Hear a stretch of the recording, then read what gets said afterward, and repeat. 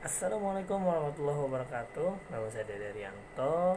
NIM saya 415180101109. Kali ini saya akan mengerjakan kuis pertemuan 13, yaitu rapid ya, yang didoseni oleh Pak Hendi Pengapul. Ya, langsung saja kita ke soalnya.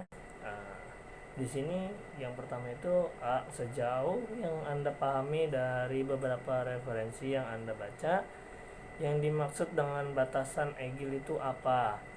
Setelah Anda baca kembali makalah project Anda dan membaca ulasan kembali rapid dan banyak referensi tentang agile development, maka sudahkah tepat dan benar bahwa project dan Anda benar-benar menerapkan model RAD, ataukah ternyata model waterfall atau model lain yang ada dalam pengembangan sistem?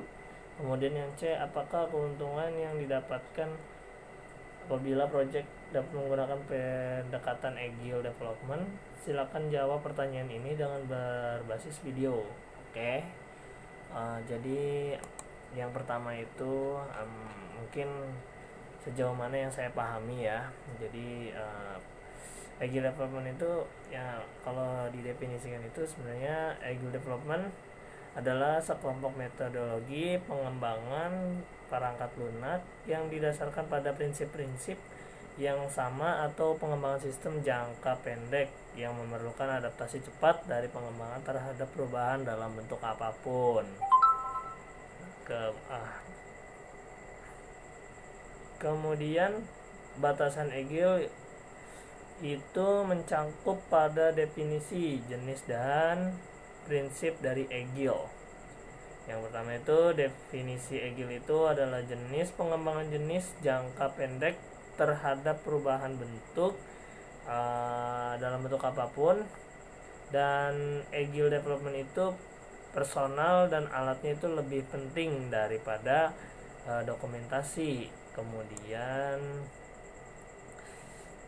kolaborasi dengan klien itu juga lebih penting daripada kontraktor, dan perubahan itu juga lebih penting daripada rencana ya. Kemudian di sini kalau menurut saya prinsip agile itu ada 9. Di sini yang pertama itu adalah kepuasan klien adalah prioritas utama dengan menghasilkan produk yang menarik ya. Jadi klien itu kita anggap seperti raja. Terus yang kedua di sini adalah menerima perubahan kebutuhan sekalipun diakhiri pengembangan. Ketiga, penyerahan hasil dalam hitungan waktu beberapa minggu sampai beberapa bulan. Kemudian yang keempat, pihak bisnis dan pengembangan harus bekerja sama setiap hari selama pengembangan berjalan. Kemudian yang kelima, komunikasi berhadapan langsung, yaitu tatap muka, lebih efektif dan efisien ya daripada melalui video call atau telepon ya. Kemudian yang keenam itu software yang berfungsi adalah ukuran utama dari kemajuan project. Jadi software yang berfungsi, keunggulannya ya seperti itu. Kemudian yang ketujuh itu perhatian kepada kehebatan teknis dan desain yang berguna meningkatkan sifat agile ya.